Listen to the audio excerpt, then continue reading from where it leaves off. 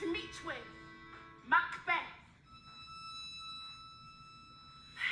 Is foul, and foul is fair, hovers through the fog, and fills the air.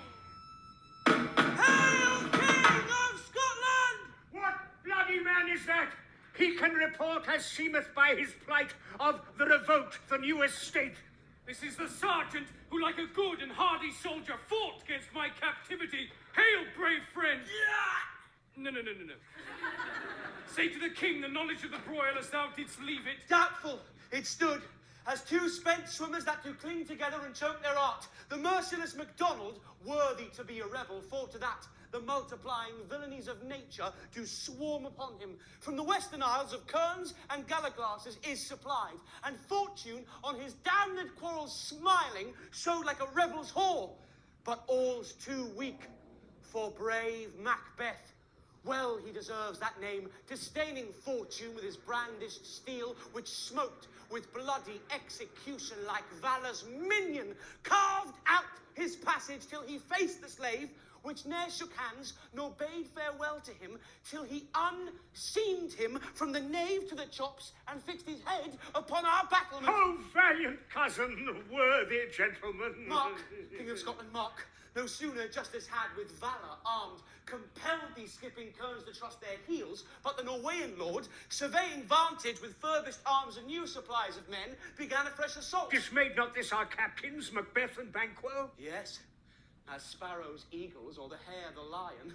If I say sooth, I must report they were as cannons, overcharged with double cracks, so they doubly redoubled strokes upon the foe.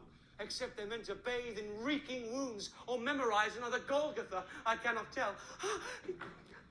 But I am faint. My gashes cry for help. So well thy words become thee as thy wounds. They smack of honor both. Go, get him surgeons. Who comes here? The worthy Thane of Roth. God save the king! Whence camest thou, worthy Thane? From Fife, great king, where the Norwegian banners flood the sky and fan our people cold. Norway himself, with terrible numbers, assisted by that most disloyal traitor, the Thane of Cawdor, began a dismal conflict, till that Bellona's bridegroom, lapped in proof, confronted him with self-comparisons, point against point, rebellious arm against arm, curbing his lavish spirit, and to conclude, the victory fell on us. Great happiness. No more the Thane of Cawdor shall deceive our bosom interest. Go, pronounce his present death, and with his former title greet Macbeth. I'll see it done. What he hath lost, noble Macbeth hath won.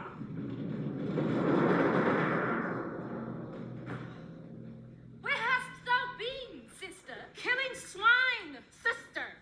Where thou? A sailor's wife had chestnuts in her lap, and munched, and munched, and munched. Give me, quoth I, a right theme, which the runt-fed Ronion cries. Her husband's to Aleppo gone, master of the tiger. But in a sieve I'll thither sail, and like a rat without a tail, I'll do, and I'll do. I'll give thee a wind, That kind. and I another. I myself have all the other, and the very ports they blow, all the quarters that they know i' the shipman's card. I'll drain him dry as hay. Sleep shall neither night nor day hang upon his penthouse lid. He shall live a man forbid. Weary 7 nights, 9 times 9, shall he dwindle, peak, and pine. Though his bark cannot be lost, yet it shall be tempest tossed.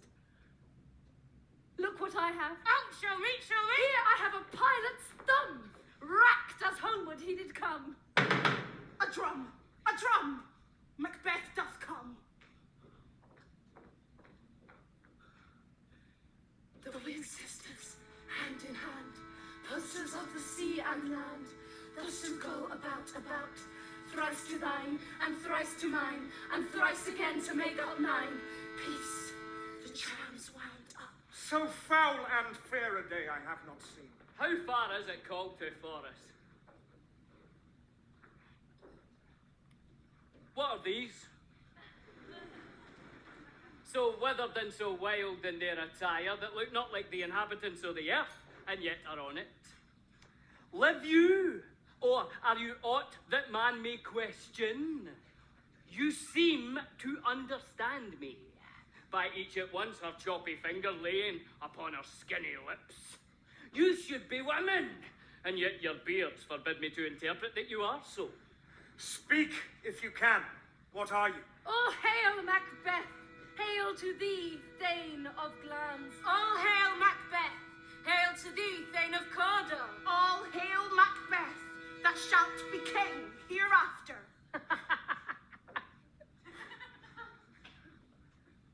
Good sir, why do you start and seem to fear things that do sound so fair? In the name of truth, are ye fantastical, or that indeed which outwardly ye show? My noble partner you greet with present grace and great prediction of noble having and of royal hope, that he seems rapt withal. To me, you speak not. If you can look into the seeds of time and say which grain will grow and which will not, speak then to me, who neither beg nor fear your favours nor your hate. Hail! Hail! Hail! Lesser than Macbeth, and greater. Not so happy, yet much happier. Thou shalt get kings, though thou be none. So all hail Macbeth and Banquo. Banquo and Macbeth, all hail. Stay! You imperfect speakers, tell me more. By Sinel's death, I know I'm Thane of Glamis, but how of Cawdor? The Thane of Cawdor lives, a prosperous gentleman, and to be king stands not within the prospect of belief. No more than to be Cawdor, say from whence you owe this strange intelligence, or why, upon this blasted heath, you stop our way with such prophetic greeting. Speak, I charge you! The earth hath bubbles as the water has, and these are of them.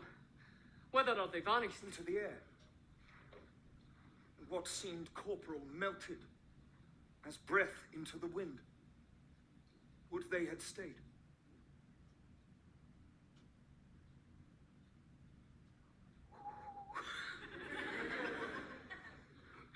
Were such things here as we do speak about? Or have we eaten on the insane root that takes the reason prisoner? Your children shall be kings. You shall be king. And Thane of Cawdor too, went it not so? To the self-same tune and words. Oh, who's here? The king hath happily received, Macbeth, the news of thy success. And when he reads thy personal venture in the rebels' fight, his wonders and his praises, do contend which should be thine or his. Silenced with that, in viewing of the rest of the self-same day, he finds thee in the stout Norwegian ranks, nothing afeard of what thyself didst make, strange images of death, as thick as hail came post with post, and everyone did bear thy praises in his kingdom's great defence, and poured them down before him. We are sent to give thee from our royal master thanks, only to herald thee into his sight, not pay thee. Doodle-doo-doo-doo. And for an earnest of a greater honour, he bade me from him call thee Thane of Cawdor, in which edition, hail, most worthy Thane, for it is thine. What? Can the devil speak The truth? Thane of Cawdor lives. Why do you dress me in borrowed robes? Who was the Thane lives yet, but under heavy judgment bears that life which he deserves to lose. For treason's capital, confessed and proved, have overthrown her. Glamis and Thane of Cawdor, the greatest is behind. Thanks for your pains. Do you not hope your children shall be kings when those that gave the Thane of Cawdor to me promised no less to them? That trusted home might yet enkindle you unto the crown besides the Thane of Cawdor. But 'tis strange, and oftentimes, to winners to our harm, the instruments of darkness tell us truths, winners with honest trifles, to betray us in deepest consequence. Cousins, a word I pray you. Two truths are told as happy prologues to the swelling act of the imperial theme. No, I thank you, gentlemen. This supernatural soliciting cannot be ill, cannot be good. If ill, why hath it given me earnest of success, commencing in a truth I am Thane of Cawdor, if good? Why do I yield to that suggestion whose horrid image doth unfix my hair and make my seated heart knock at my ribs against the use of nature? Present fears are less than horrible imaginings. My thought, whose murder yet is but fantastical, shakes so my single state of man, that function is smothered in surmise, and nothing is but what is not. Look how our partners rap. If chance will have me king, why chance may crown me without New my honours stir. come upon him like our strange garments, cleave not to their mould, but with the aid of use. Come what come may, time and the hour runs through the roughest day. While the Macbeth, we stay upon your leisure. Give me your favour. My dull brain was wrought with things forgotten. Let us toward the king. Think upon what hath chanced, and at more time, the interim having weighed it, let us speak our free hearts, each to other. Very gladly. Till then enough. His execution done on Cawdor. Are not those in commission yet returned? My liege, they are not yet come back, but I have spoke with one that saw him die, who did report that very frankly he confessed his treasons, implored your highness pardon, and set forth a deep repentance. Nothing in his life became him like the leaving it. He died as one that had been studied in his death. To throw away the dearest thing he owed as 'twere a careless trifle. There is no art to find the mind's construction in a face. He was a gentleman on whom I built an absolute trust.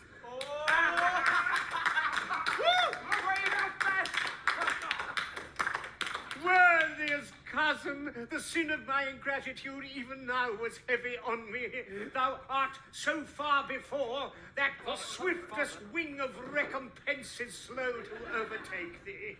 Would thou had less deserved, that the proportion both of thanks and payment might have been mine. Only I have left to say, more is thy due, and more than all can pay.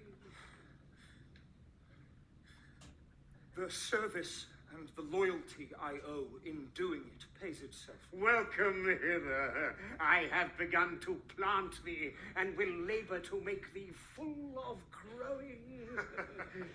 Noble Banquo, that hath no less deserved, and must be known no less to have done so, let me enfold thee, hold thee to my heart. There if I grow, the harvest is your own. My plenteous joys, wanton in fullness, seek to hide themselves in drops of sorrow. Sons, kinsmen, thanes, and you, whose places are the nearest, know that we will establish our estate upon our eldest, Malcolm, whom we name hereafter the Prince of Cumberland, which honor must not unaccompanied invest him only, but signs of nobleness like stars shall shine on all deservers.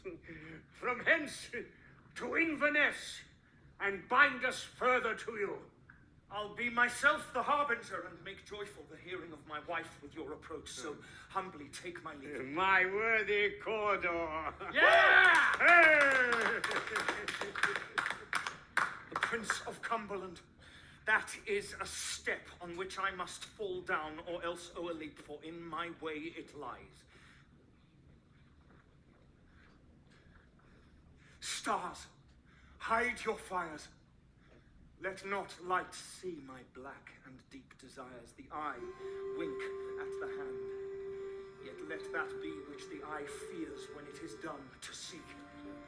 They met me in a day of success, and I have learned by the perfectest report they have more in them than mortal knowledge. When I burnt in desire to question them further, they made themselves air into which they vanished. Whilst I stood wrapped in the wonder of it, came missives from the king, who all hailed me Thane of Cawdor. By which title before these weird sisters saluted me, and referred me to the coming on of time with Hail, King, that shalt be. This have I thought good to deliver thee, my dearest partner of greatness, that thou mightst not lose the dues of rejoicing by being ignorant of what greatness is promised thee. Lay it to thy heart and farewell. Glamis thou art, and Cawdor, and shalt be what thou art promised. Yet do I fear thy nature. It is too full of the milk of human kindness to catch the nearest way. Thou wouldst be great, or not without ambition, but without the illness should attend it. What thou wouldst highly, that wouldst thou holily. Wouldst not play false, and yet wouldst wrongly win. Thou'dst have great Glamis, that which cries, thus thou must do if thou'd have it, and that which rather thou dost fear to do, than wishes should be undone. Hie thee hither, that I may pour my spirits in thine ear, and chastise with the valour of my tongue all that impedes thee from the golden round, which fate and metaphysical aid doth seem to have thee crowned withal. What is your tidings? The king comes here tonight. Thou art mad to say it! Is not thy master with him? Who, were it so, would have informed for preparation? Sir, please you, it is true. Our Thane is coming. One of my fellows had the speed of him, who, almost dead for breath, had scarcely more than would make up his message. Give him tending. He brings great news.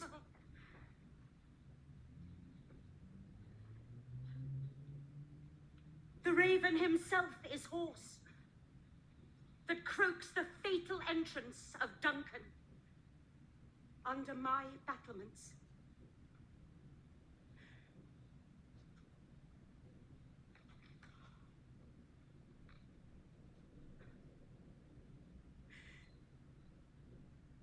Come, you spirits that tend on mortal thoughts,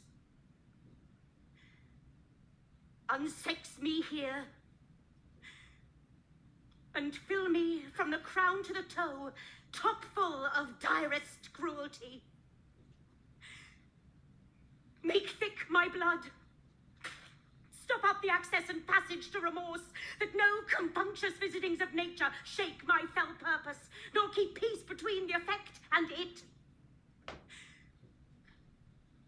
Come to my woman's breasts, and take my milk for gall, you murdering ministers, wherever in your sightless substances you wait on nature's mischief. Come, thick night, and pour thee in the dunnest smoke of hell, that my keen knife see not the wound it makes, nor heaven peep through the blanket of the dark to cry, hold, hold!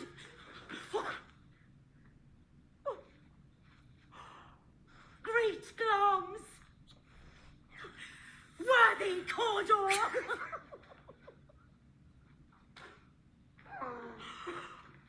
Greater than both by the all-hail hereafter. Thy letters have transported me beyond this ignorant present, and I feel now the future in the instant. My dearest love, Duncan comes here tonight. And when goes hence? Tomorrow, as he purposes. Oh, never shall sun that morrow see.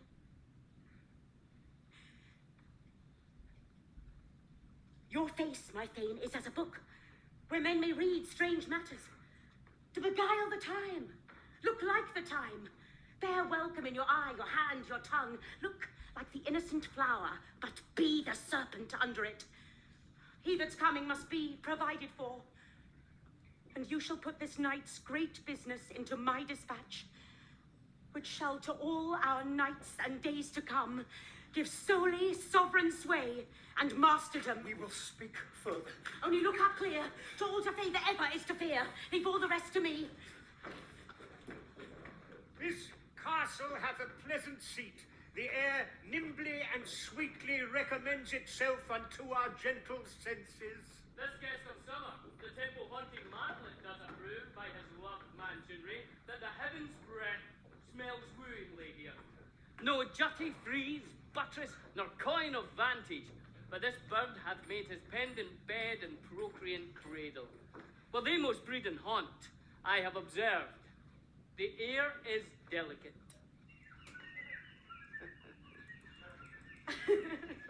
See, our honoured hostess. The love that follows us sometimes is our trouble, which still we thank as love.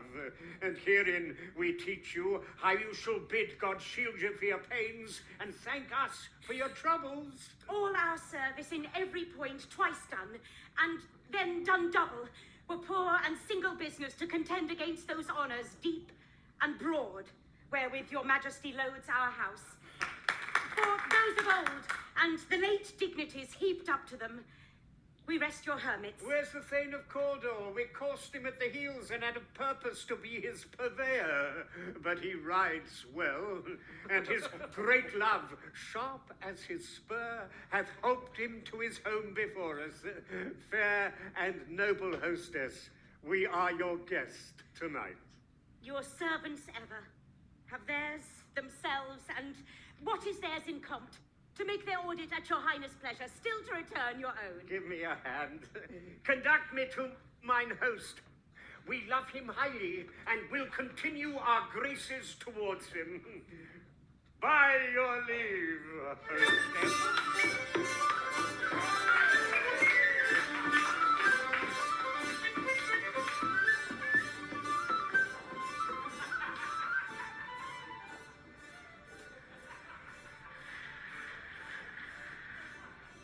If it were done, when 'tis done, then 'twere well. It were done quickly, if the assassination could trammel up the consequence and catch, with his Circe's success, that but this blow might be the be-all and the end-all here. But here, upon this bank and shoal of time, we'd jump the life to come. But in these cases, we still have judgment here, that we but teach the instructions which, being taught, return to plague the inventor. This even-handed justice commends the ingredients of our poisoned chalice to our own lips. He's here in double trust. First, as I am his kinsman and his subject, strong both against the deed, then as his host, who should against his murderer shut the door, not bear the knife myself. Besides, this Duncan hath borne his faculties so meek, hath been so clear in his great office, that his virtues will plead like angels trumpet-tongued against the deep damnation of his taking off, and pity like a naked newborn babe striding the blast, or heaven's cherubim horsed upon the sightless couriers of the air, shall blow the horrid deed in every eye, that tears shall drown the wind. I have no spur to prick the sides of my intent, but only vaulting ambition, which o'erleaps itself and falls on the other. How now, what news? He has almost supped. Why have you left the chamber? Have he asked for me? No, you're not. He has. We will proceed no further in this business. He hath honoured me of late, and I have bought golden opinions from all sorts of people, which would be worn now in their newest gloss, not cast aside so soon. Was the hope drunk wherein you dressed yourself? Hath it slept since? And wakes it now to look so green and pale at what it did so freely? From this time, such I account thy love. Art thou afeard to be the same in thine own act and valour as thou art in desire? Wouldst thou have that which thou esteem'st, the ornament of life, and of a coward in thine own esteem? Letting I dare not, wait upon I would, like a poor cat in the attic. Prithee, peace! I dare do all that may become a man. Who dares do more is none. What beast was then that made you break this enterprise to me? When you durst do it, then you were a man. And to be more than what you were, you would be so much more the man. Nor time nor place did then adhere, and yet you would make both. They have made themselves, and then their fitness now does unmake you. I have given suck, and know how tender 'tis to love the babe that milks me. I would, while it was smiling in my face, have plucked my nipple from his boneless gums and dashed the brains out, had I so sworn, as you have done to this. If we should fail! Oh, we fail! screw your courage to the sticking place, and we'll not fail.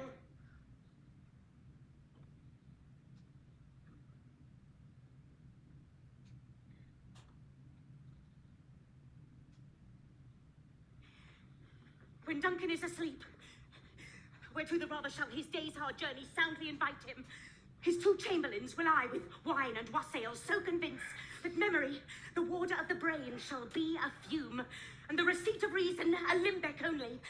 When in swinish sleep their drenched natures lie as in a death, what cannot you and I perform upon the unguarded Duncan?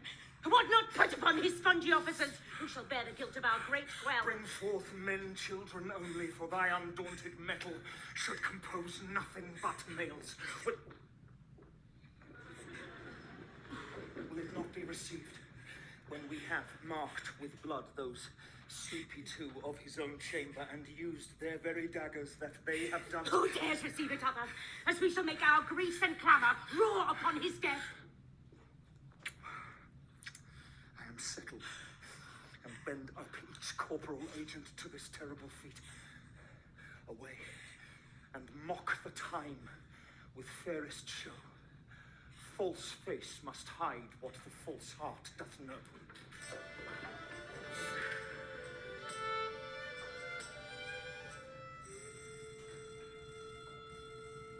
How goes the night, boy?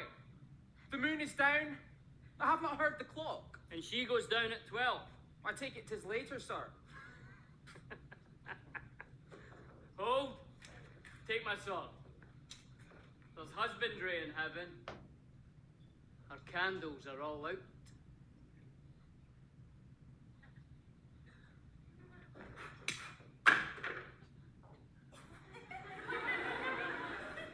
Take thee that too. A heavy summons lies like lead upon me, and yet I would not sleep. Merciful powers, restrain in me the cursed thoughts that nature gives way to in repose. Give me my sword. Who's there? A friend. What's that? Not yet at rest? The king's abed. He hath been in unusual pleasure, and sent forth great largesse to your offices. This diamond he greets your wife withal, by the name of most kind hostess, and shut up in measureless content. In measureless content. Right. Go.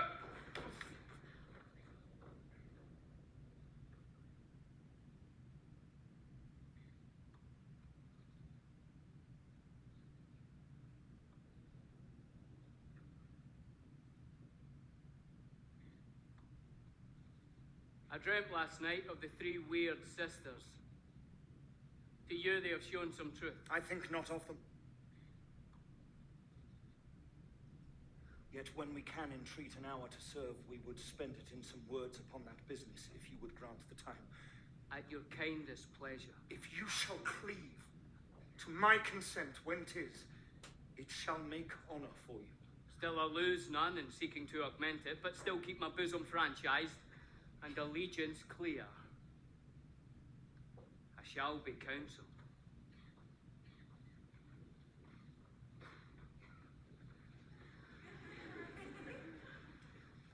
Good repose the while. Thanks, sir. The lights to you. Go, bid thy mistress, when my drink is ready, she strike upon the bell. Get thee to bed.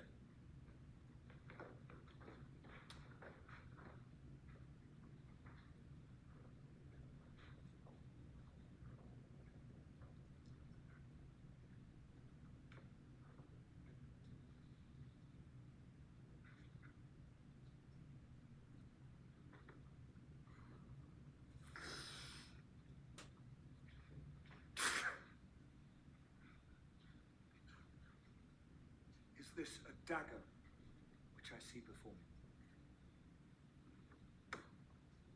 The handle toward my hand, Come, let me clutch thee. I have thee not, and yet I see thee still. Art thou not fatal vision sensible to feeling, as to sight, or art thou but a dagger of the mind, a false creation proceeding from the heat oppressed brain? I see thee yet, in form as palpable as this which now I draw. Thou marshalst me the way that I was going, and such an instrument I was to use. Mine eyes are made the fools of the other senses, or else worth all the rest. I see thee still, and on thy blade and dudgeon gouts of blood, which was not so before. There's no such thing. It is the bloody business which informs thus to mine eyes.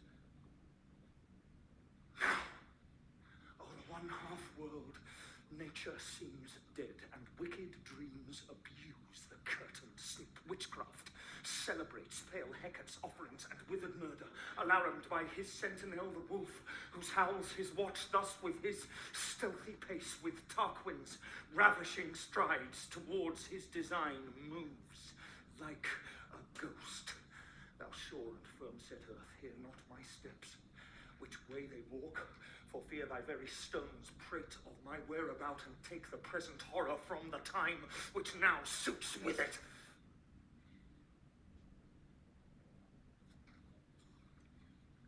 Whilst I threat, he lives. Words to the heat of deeds too cold breath gives.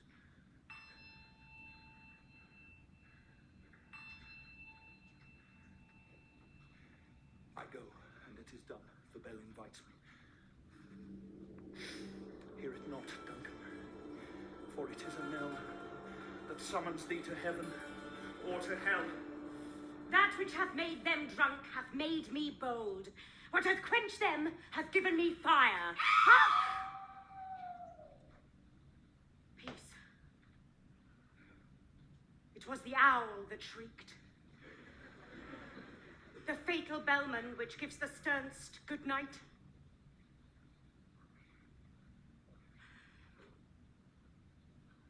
He is about it.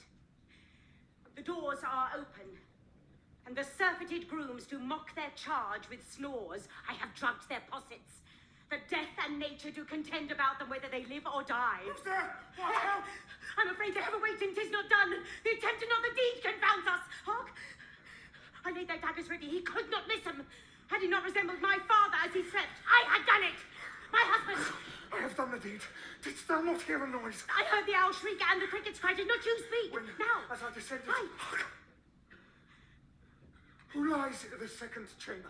Donald Bain. This is a sorry sight. A foolish thought to say a sorry sight. One did laugh in sleep, and one cried murder, that they did wake each other. I stood and heard them, but they did say their prayers and address them against sleep. There are two One lodged cried, together. God bless us, and amen. The other, as they had seen me with these hangman's hands, listening their fear, I could not say amen when they did say God bless us. Considering not so But deeply. wherefore could not I pronounce amen? I had most need of blessing, and amen stuck in my throat. These deeds must not be thought after these ways, so it will make us mad. I thought I heard a voice cry, sleep no more. Macbeth does murder, sleep. The innocent sleep, sleep that knits up the ravelled sleeve of care, the death of each day's life, sore labour's bath, balm of hurt minds, great nature's second course, chief nourisher in life's feast. What do you mean? Sleep, cried, sleep no more to all the house. Glamis hath murdered sleep, and therefore Cawdor shall sleep no more. Macbeth shall sleep no more. Who was it that thus cried? Why, worthy thing, you do unbend your noble strength to think so brain-sickly of things. Go, get some water and wash this filthy witness from your hands. Why did you bring these daggers from the place? They must lie there. Go, carry them and smear the sleepy grooms with blood. I'll go no more. I am afraid to think what I have done. Look on't again, I dare not. Infirm of purpose! Give me the daggers!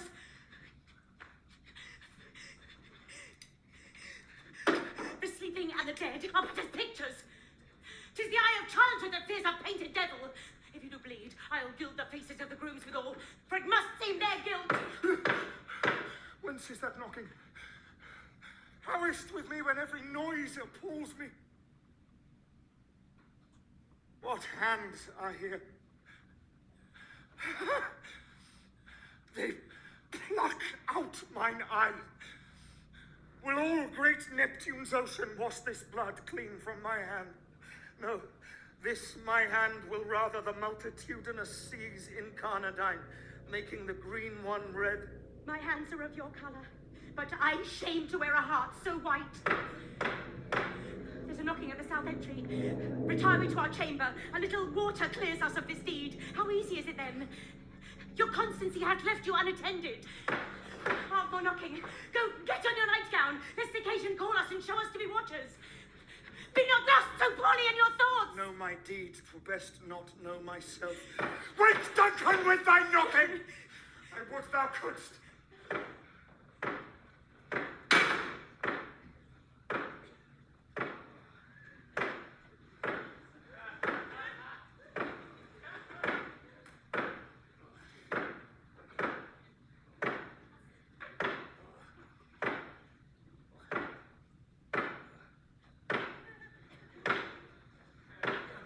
Knocking indeed. If a man were porter of Hell Gate, he should have old turning the key. Knock, knock, knock. Who's there? In the name of Beelzebub. Here's a farmer, hanged himself on the expectation of plenty. Come in, time pleaser. Have napkins enough about you? Yeah, you'll sweat for it. Knock, knock, knock. Who's there? In the other devil's name. Hey, there's an equivocator who could square in both the scales against either scale. Who committed treason enough, for God's sake, yet could not equivocate to heaven. Ah. Come in, equivocator. Knock, knock, knock. What are... Faith, he's an English tailor. Come hither for stealing out of a French hose. Ooh. Come in, tailor. Here you may roast your goose. Knock, knock, never a quiet. What are you? This place is too cold for hell. I'll devil porter it no further. I had thought of letting some of all professions that go the primrose way to the everlasting bonfire. Anon, anon. I pray you, remember the porter. Was it so late, friend, ere you went to bed that you do lie so late? Faith, sir, we were carousing till the second cock. And drink, sir, is the great provoker of three things. What three things does drink especially provoke? Marry, sir, nose painting, sleep, and urine. In lechery, sir, it provokes and unprovokes. Provokes the desire, but it takes away the performance. Therefore, much drink may be said to be an equivocator with lechery. It makes him and it mars him.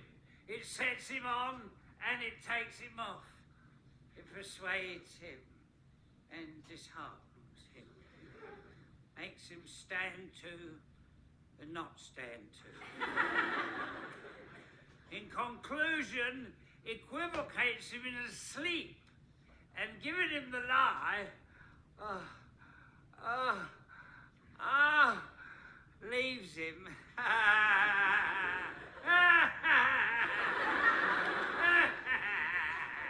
I believe drink gave thee the lie last night. That indeed it did, sir, in a very threat on me. But I requited him for his lie, and I think being too strong for him, though he took up my legs sometime. I made a shift to cast him. Is thy master stirring? Oh, I'm knocking as awake to him. Here he comes. Good morrow, noble sir. Good morrow, both. Come on, back in your box. You covered it in that, Is the king stirring, worthy thing? Not yet. He did command me to call timely on him. I've almost slipped the hour. I'll bring you to him. I know this is a joyful trouble to you, but yet 'tis one. The labour we delight in physics pain. This is the door. I'll make so bold to call, for 'tis my limited service. Goes the king hence today? He does. He did appoint so.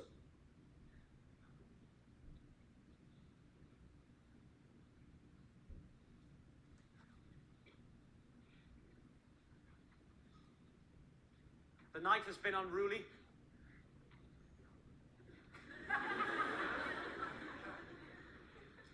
Where we lay, our chimneys were blown down. And, as they say, lamentings heard i' the air, strange screams of death, and prophesying with accents terrible of dire combustion and confused events, new hatched to the woeful time. The obscure bird clamoured the livelong night. Some say the earth was feverous and did shake. 'Twas a rough night. My young remembrance cannot parallel a fellow to it. Oh, horror. Horror. Horror. Tongue nor heart cannot conceive nor name thee. What's What's the matter? Confusion now hath made his masterpiece. Most sacrilegious murder hath broke ope the Lord's anointed temple, and stole thence the life for the building. What is Mean you to his save majesty? the life? Approach the chamber and destroy your sight with a new gorgon. Do not bid me speak. See and then speak yourselves. Awake! Awake! Ring the alarm bell! Murder and treason! Bangor and Donald Bay! Malcolm, awake! Shake off this downy sleep, death's counterfeit, and look on death itself! Malcolm! Bangor! What's the business? That such a hideous trumpet calls to parley the sleepers of the house. Speak! Horror! Speak! Oh, gentle lady, 'tis not for you to hear what I can speak. The repetition in a woman's ear would murder as it fell. Oh, Banquo, Banquo. Our royal master's murdered. Woe, alas! What in our house? Too cruel anywhere. Dear Duff, I pray thee, contradict thyself and say it is not so. And I but died.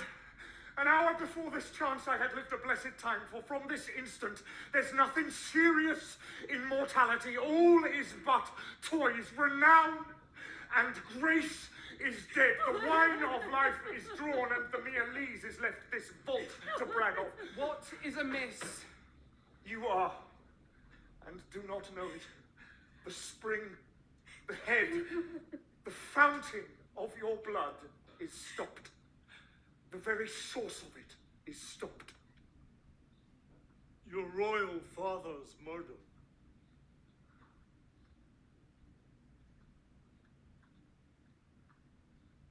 Oh. By whom?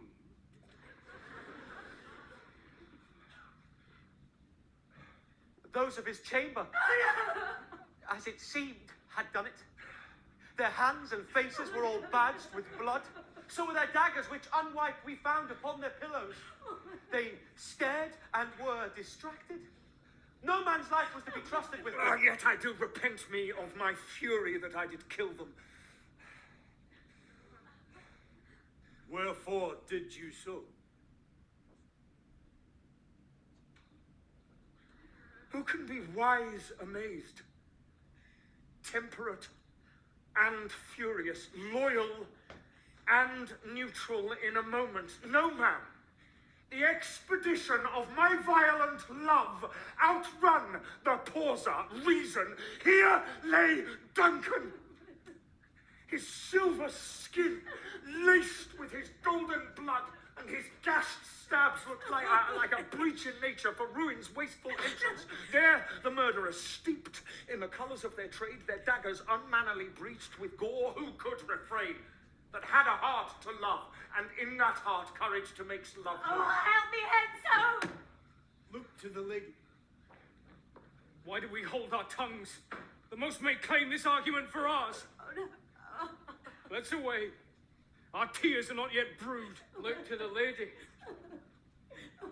And when we have our naked frailties head that suffer in exposure, let us meet and question this most bloody piece of work to know it further.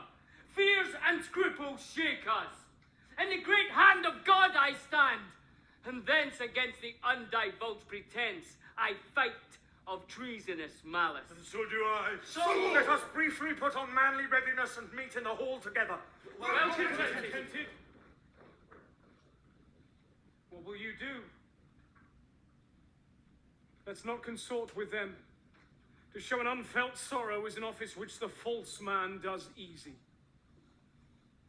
I'll to England. To Ireland, aye. Our separated fortune shall keep us both the safer. Where we are, there's daggers in men's smiles. The near in blood, the nearer bloody. This murderous shaft that shot have not yet lighted. And our safest way is to avoid the aim. Therefore to horse, let us not be dainty of leave taking, but shift away. There's warrant in that theft, which steals itself when there's no mercy left.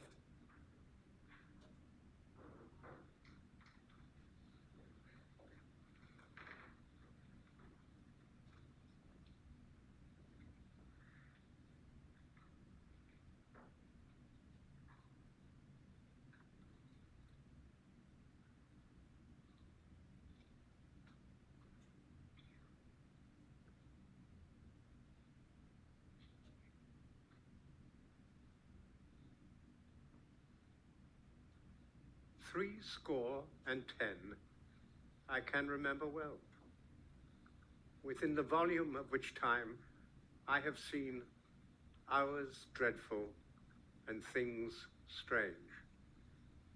But this sore night hath trifled former knowings. On Tuesday last, a falcon towering in her pride of place was by a mousing owl hawked at and killed. How goes the world, sir, now? Why, see you not? Is it known who did this more than bloody deed? Those that Macbeth hath slain. Alas the day! What good could they pretend? They were suborned. Malcolm and Donalbain, the king's two sons, are stolen away and fled, which puts upon them suspicion of the deed. Then 'tis most like the sovereignty will fall upon Macbeth. He's already named and gone to Scone to be invested. Where is Duncan's body? Carried to Coomkill, the sacred storehouse of his predecessors and guardian of their bones. Will you to Scone? No, cousin. I'll to fight. Well, I will thither. Well, may you see things well done there. Adieu, lest our old robes sit easier than our new.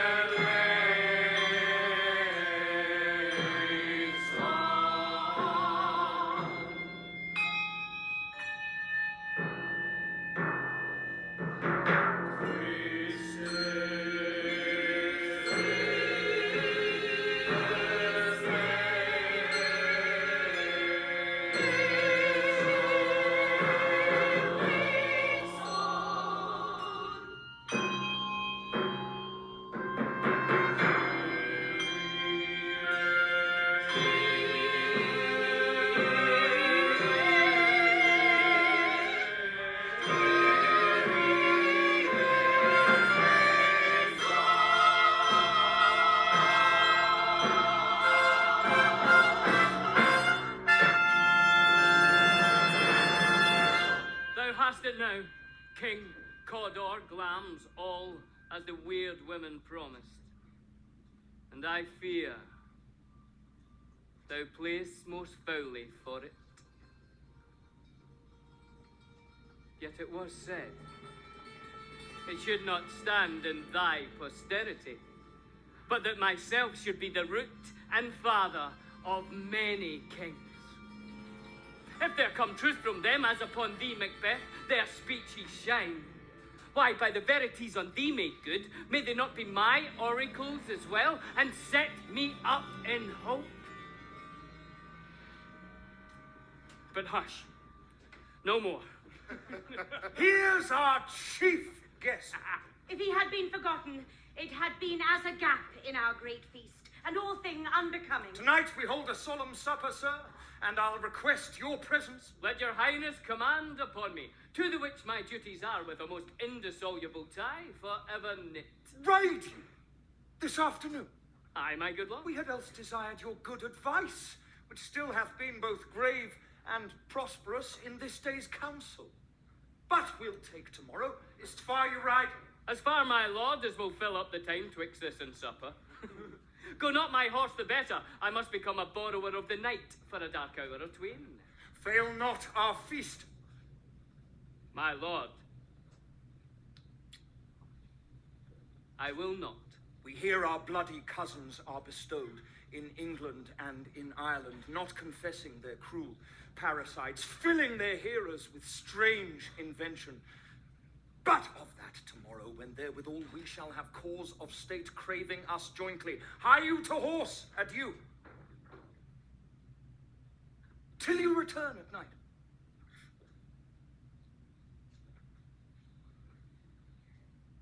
Goes Fleance with you? Aye, my lord, and our time does call upon us. I wish your horses swift and sure of foot, and so I do commend you to their backs. Farewell. Let every man be master of his time till 7 at night. To make society the sweeter welcome, we will keep ourselves till supper time alone. While then, God be with you. Sirrah, a word with you. Attend those men our pleasure. They are, my lord, without the palace gate. Bring them before us. To be thus is nothing, but to be safely thus. Our fears in Banquo stick deep, and in his royalty of nature reigns that which would be feared. 'Tis much he dares, and to that dauntless temper of his mind he hath a wisdom that doth guide his valor to act in safety. There is none but he, whose being I do fear, and under him my genius is rebuked. As it is said, Mark Antony's was by Caesar. He chid the sisters when first they put the name of king upon me and bade them speak to him. Then, prophet-like, they hailed him father to a line of kings. Upon my head they placed a fruitless crown and put a barren scepter in my gripe, thence to be wrenched with an unlineal hand, no son of mine succeeding, if 't be so. For Banquo's issue have I filed my mind. For them, the gracious Duncan, have I murdered, put rancors in the vessel of my peace only for them, and mine eternal jewel given to the common enemy of man to make them kings, the seeds of Banquo, kings. Rather than so, come, fate, into the list and champion me to the utterance. Who's there? Now, go to the door and stay there till we call. Was it not yesterday we spoke together? It was, so please your highness. Well then, now, have you considered of my speeches?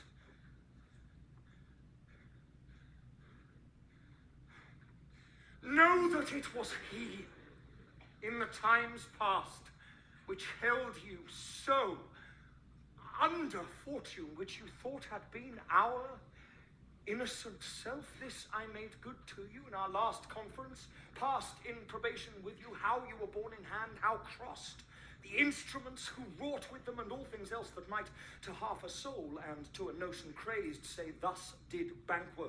You made it known to us. I did so, and went further, which is now our point of second meeting. Do you find your patience so predominant in your natures that you can let this go? Are you so gospeled to pray for this good man and for his issue, whose heavy hand hath bowed you to the grave and beggared yours forever? We are men, my liege. I, in the catalogue, ye go for men as hounds and greyhounds, mongrels, spaniels, curs, choughs, water rugs, and demi-wolves are clept all by the name of dogs. Now, the valued file distinguishes the swift, the slow, the subtle, the housekeeper, the hunter, everyone according to the gift which bounteous nature hath in him closed, and so of men. Now, if you have a station in the file, not in the worst rank of manhood, say it, and I will put that business in your bosoms, whose execution takes your enemy off, grapples you to the heart and love of us, who wear our health but sickly in his life, which in his death were perfect. I am one, my liege, whom the vile blows and buffets of the world hath so incensed, that I am reckless what I do to spite the world. And I another, so weary with disaster, tugged with fortune, that I would set my life on any chance to mend it or be rid on it. Both of you know Banquo was your enemy. True, my lord. So is he mine. And in such bloody distance that every minute of his being thrusts against my nearest of life, and though I could, with barefaced power, sweep him from my sight and bid my will avouch it, yet I must not. For certain friends that are both his and mine, whose loves I may not drop, but wail his fall, who I myself struck down, and thence it is that I to your assistance do make love, masking the business from the common eye for sundry weighty reasons. We shall, my lord, perform what you command us. Though our The lives... spirits shine through you. Within this hour, at most, I will advise you where to plant yourselves, acquaint you with the perfect spy of the time, the moment on't, for it must be done tonight, and something from the palace. I always thought that I require a clearness, and with him, to leave no rubs nor botches i' the work, Flint, his son, that keeps him company, whose absence is no less material to me than is his father's, must embrace the fate of that dark hour.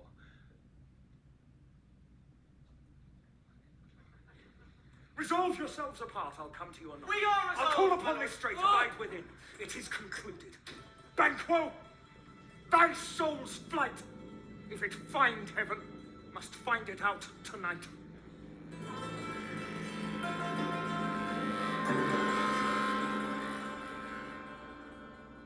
Is Banquo gone from court? Aye, madam, but returns again tonight. Say to the king I would attend his leisure for a few words. Madam, I will.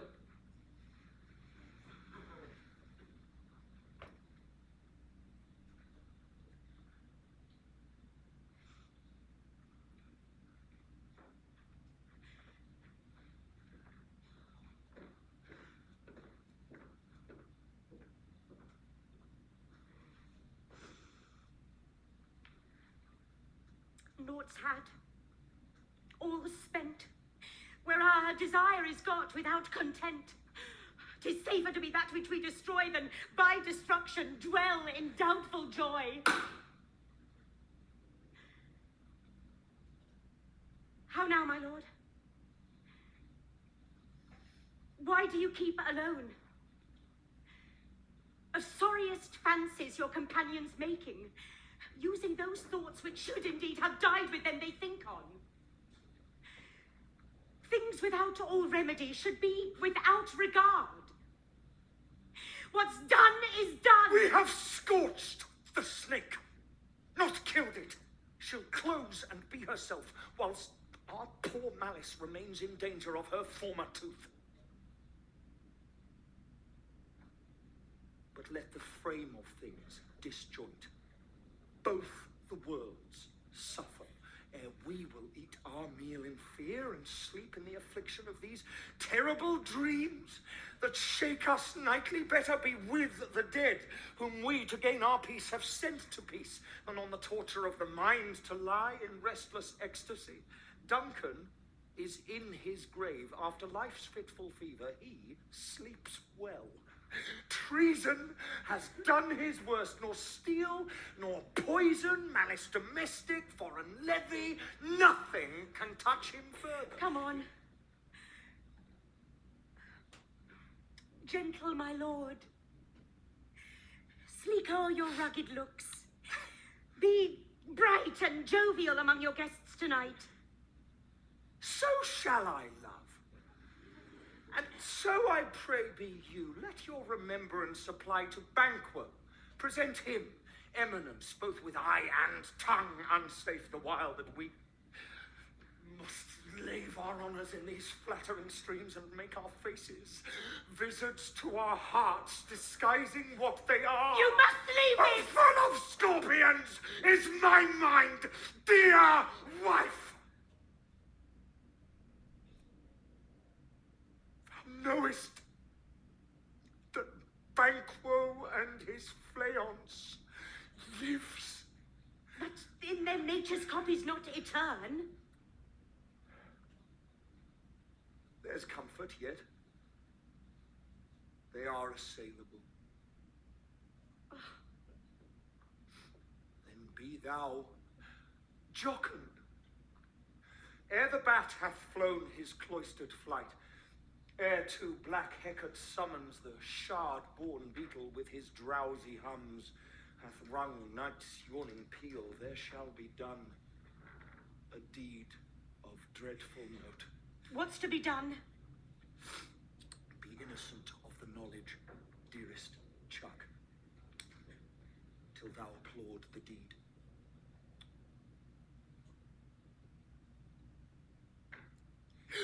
Come, sealing night, scarf up the tender eye of pitiful day, and with thy bloody and invisible hand cancel and tear to pieces that great bond which keeps me pale. Light thickens, and the crow makes wing to the rooky wood. Good things of day begin to droop and drowse, whilst night's black agents to their praise do rouse.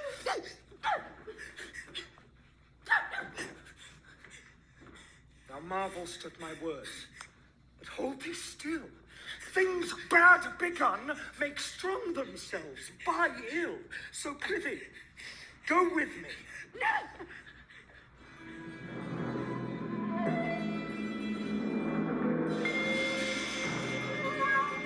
But who did bid thee join with us? Macbeth. He needs not our mistrust, since he delivers our offices and what we have to do to the direction just. Then stand with us. The west yet glimmers with some streaks of day. Now spurs the lated traveller pace to gain the timely end. And near approaches the subject of our watch. Give us a light there. Oh, I like to Stand see. to it. There will be rain tonight. Let it come down. Ah, treachery.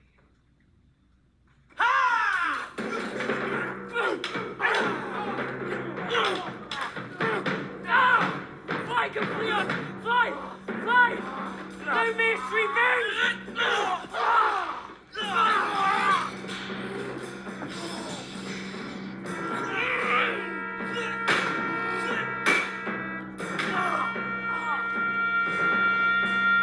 Who did strike out the light? Was it not the way?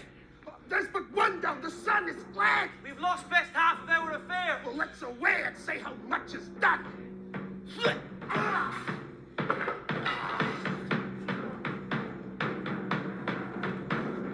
Oh, slave!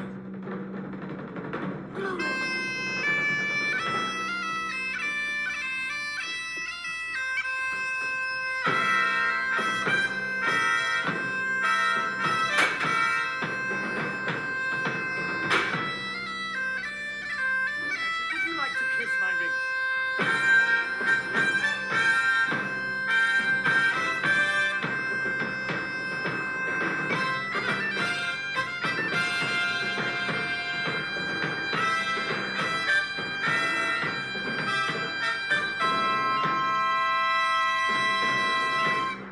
know your own degree. Sit down.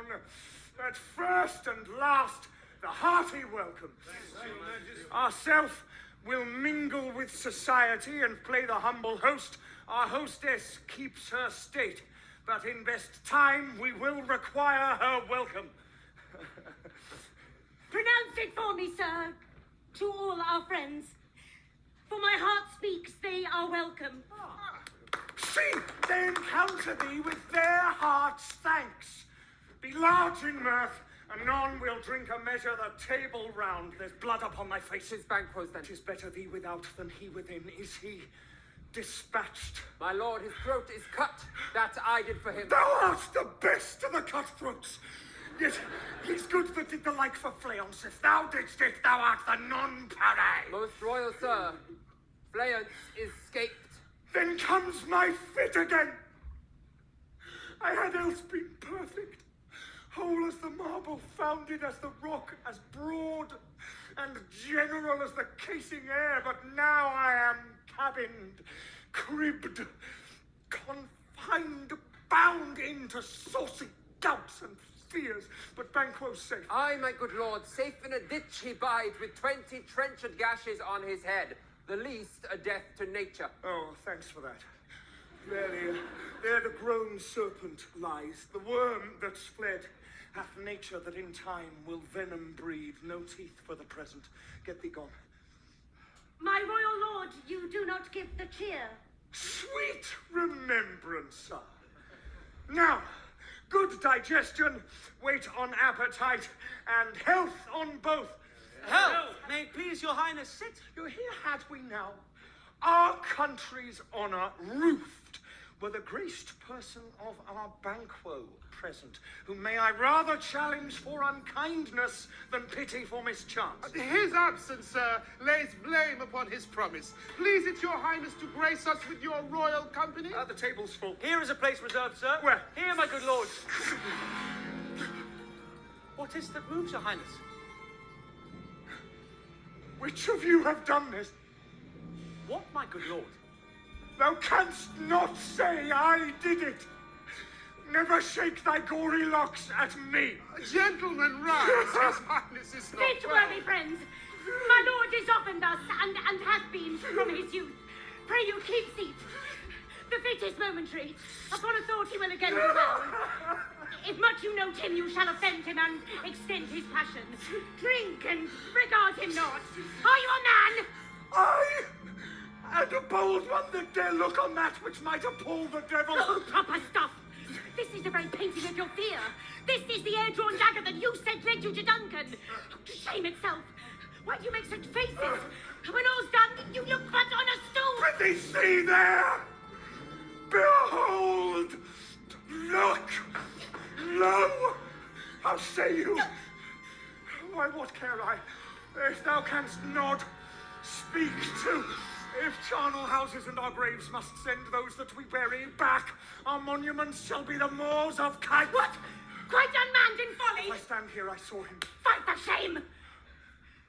Blood hath been shed ere now in the olden times, ere human statute purged the gentle wheel. Aye, and since too, murders have been performed too terrible for the ear.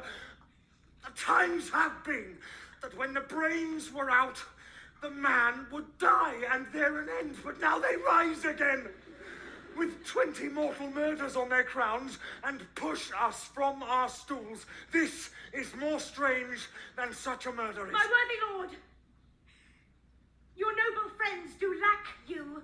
I do forget. Do not muse at me, my most worthy friends. I have a strange infirmity, which is nothing to those that know me. Come, love and health to all. Health! Then I'll sit down. Give me some wine. Fill full. I drink to the general joy of the whole table, and to general our joy of the dear table. friend Banquo, whom we miss. Would he were here!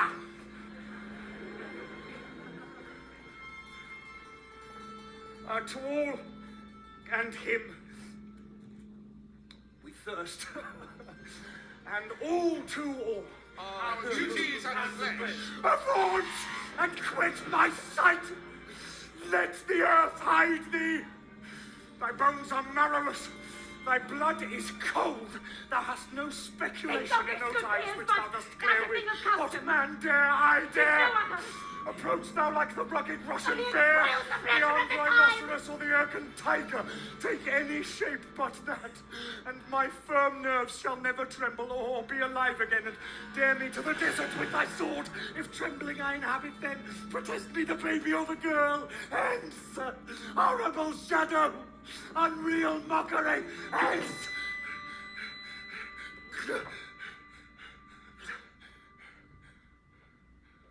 Why, so, being gone, I am a man again. I pray you, sit still. You have displaced the mirth. Broke the good meeting with most admired disorder. Can such things be? And overcome us like a summer's cloud without our special wonder? You make me strength, even to the disposition that I owe, when now I think you can behold such sights and keep the natural ruby of your cheeks when mine is blanched with fear. What sights! Pray you speak not, he grows worse and worse. Question enrages him. And at once, good night. Stand out upon the altar of your going, but go at once. Good night, and, better health. Attend His Majesty. A kind good night to all.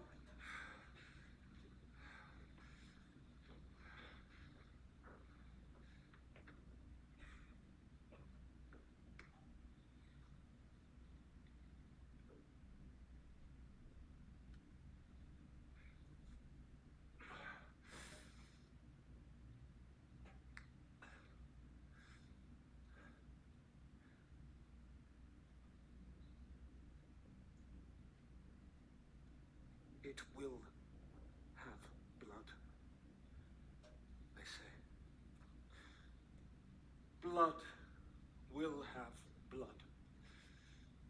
Stones have been known to move, and trees to speak. Augurs and understood relations have by maggot pies and choughs and rooks brought forth the secretest man of blood. What is the night? Almost at odds with morning.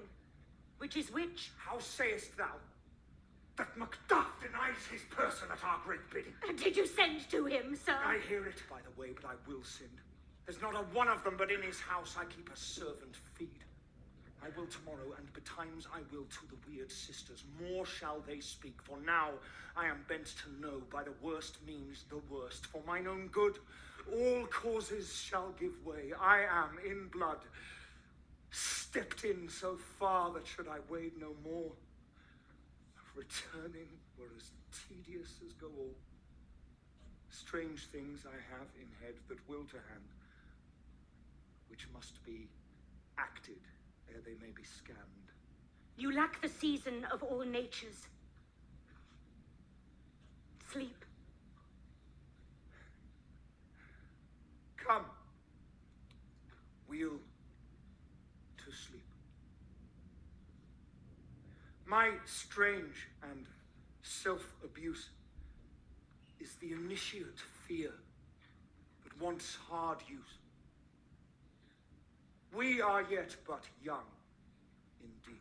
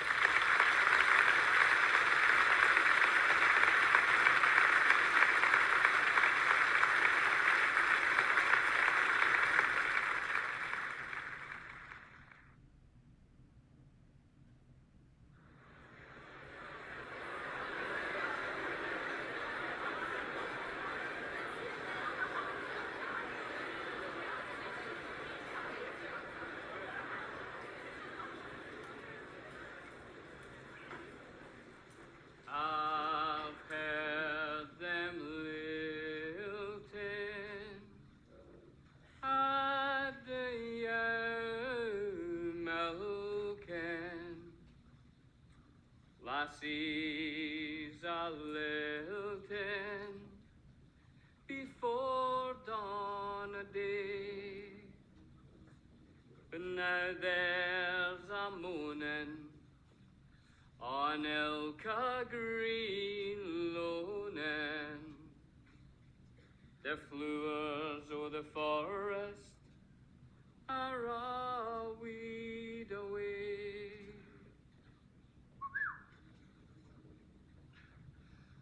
My former speeches have but hit your thoughts, which can interpret further. Only I say, things have been strangely born. The gracious Duncan was pitied of Macbeth, marry he was dead. And the right valiant Banquo walked too late, whom you may say, if't please you, Fleance killed, for Fleance fled. Men must not walk too late. Who cannot want the thought how monstrous it was for Malcolm and for Donalbain to kill their gracious father? Damned fact, how it did grieve Macbeth. Did he not straight in pious rage the two delinquents tear that were the slaves of drink and thralls of sleep? Was not that nobly done? Aye, and wisely too, for 'twould have angered any heart alive to hear the men deny it. So that I say, he has borne all things well.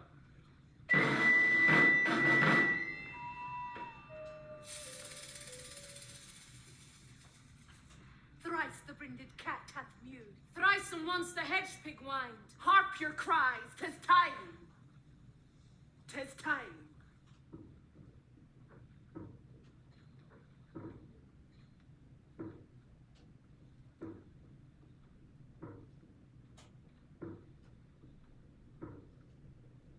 Round about the cauldron go, in the poisoned entrails throw.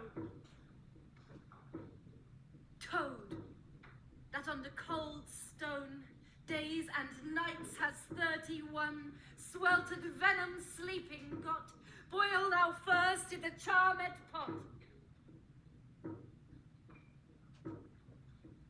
Double, double, toil and trouble, fire burn and cauldron bubble.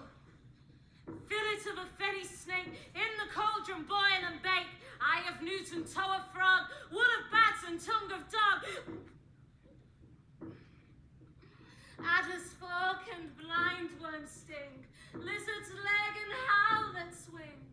For a charm of powerful trouble, like a hell broth, boil and bubble. Double, double, toil and trouble, fire burn and cauldron bubble.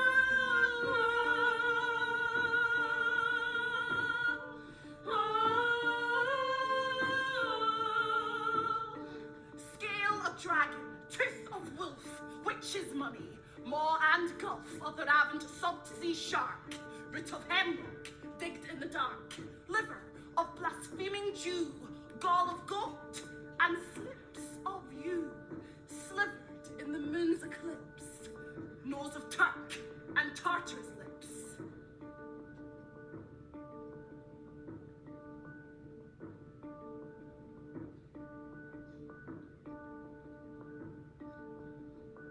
Finger of birth-strangled babe, ditch delivered by a drab, make the gruel thick and slab, add thereto a tiger's chaudron for the ingredients of our cauldron. Double, double, toil and trouble, fire burn and cauldron bubble.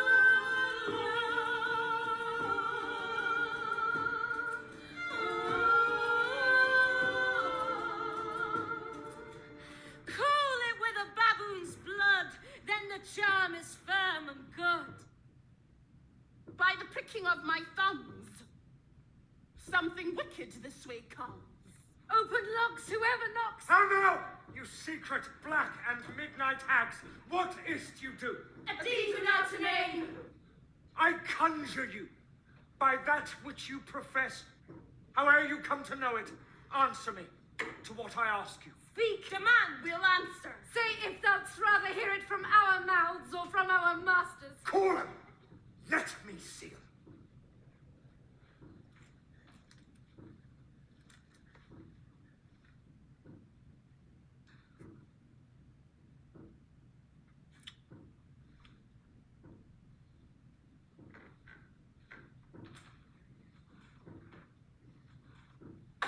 Pour in sow's blood that hath eaten her 9 farrow.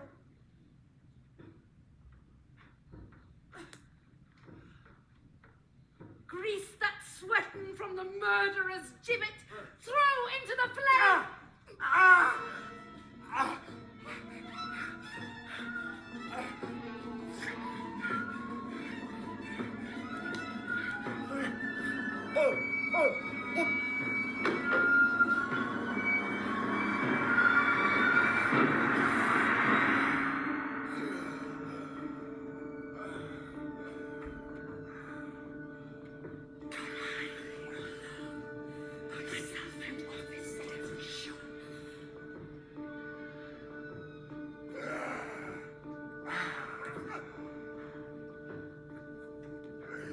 Tell me thou art no power! He knows thy thought. Hear his speech, but say thou naught. Macbeth, Macbeth, Macbeth. Beware, Macduff. Beware the Thane of Fife. Dismiss me. Enough. Whatever thou art for thy good caution, thanks. Thou hast harped my fear aright, but one word more. You will not be commanded. Here's another, more potent than the first.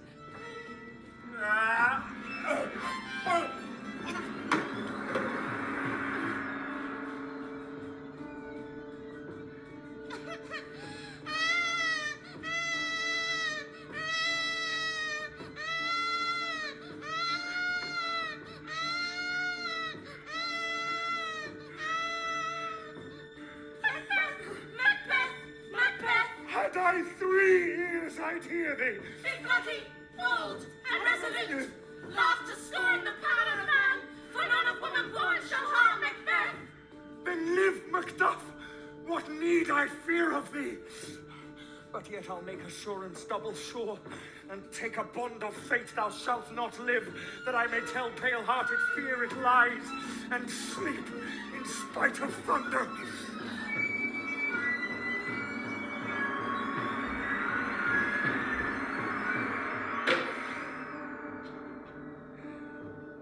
What is this that rises like the issue of a king and wears upon his baby brow the round and top of sovereignty? Listen, but speak not to it. Be lion-mettled, proud, and take no care who chafes, who frets, or where conspirers are. Macbeth shall never vanquished be until great Burnham Wood, to high Dunsinane Hill, shall come against him. That will never be! Who can impress the forest? Bid the tree unfix his earthbound root. Sweet bodements, good. Yet my heart throbs to know one thing. Tell me if your art can tell so much. Shall Banquo's issue ever reign in this kingdom? Seek to know no more. I will be satisfied. Deny me this, and an eternal curse fall on you. Let me know. Show his eyes and grieve his heart. Come thy shadows so depart. Thou art too like the spirit of Banquo down. Thy crown does sear mine eyeballs and thy hair. Thou other gold-bound brow is like the first. A third is like the former filthy hags. Why do you show me this? A fourth, start eyes. What will the line stretch out to the crack of doom? Another yet. A seventh, I'll see no more. And yet the eighth appears, who bears a glass which shows me many more. Now I see 'tis true. For the blood-bolted Banquo smiles upon me and points at them for his. What? Is this so? Where are they?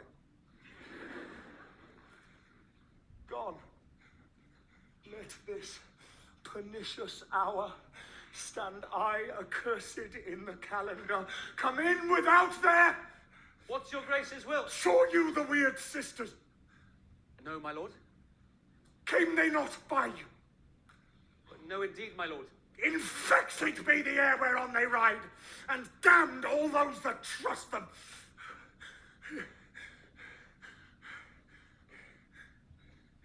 Oh. Who was't came by? 'Tis 2 or 3, my lord, that bring you word. Macduff is fled to England. Fled to England. Aye, my good lord. Time, thou anticipatest my dread exploit. From this moment, the very firstlings of my heart shall be the firstlings of my hand, and even now to crown my thoughts with acts, be it thought and done. The castle of Macduff I will surprise, seize upon Fife, give to the edge of the sword his wife, his babes, and all unfortunate souls that trace him in his line. No boasting like a fool. This deed I'll do before this purpose cool, but no more sights.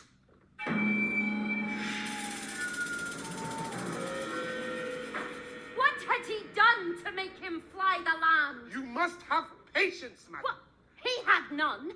His flight was madness. Oh. When our actions do not, our fears do make us traitors. You know not whether it was his wisdom or his fear. Wisdom. To leave his wife, to leave his babes, his mansion and his titles in a place from whence himself does fly. He loves us not. He wants the natural touch. For the poor wren, the most diminutive of birds, will fight her young ones in her nest against the owl. All is the fear and nothing is the love. As little is the wisdom with a flight so runs against all reason. My dearest coz, I pray you school yourself. But for your husband, he is noble, wise, judicious, and best knows the fits of the season. I dare not speak much further, but cruel are the times when we are traitors and do not know ourselves. When we hold rumor from what we fear, yet know not what we fear, but float upon a wild and violent sea, each way and none. I take my leave of you. Shall not be long, but I'll be here again. Things at the worst will cease, or else climb upward to what they were before. My pretty cousin, blessing upon you. Fathered he is, and yet he's fatherless. I am so much a fool. Should I stay longer, it would be my disgrace and your discomfort. I take my leave at once.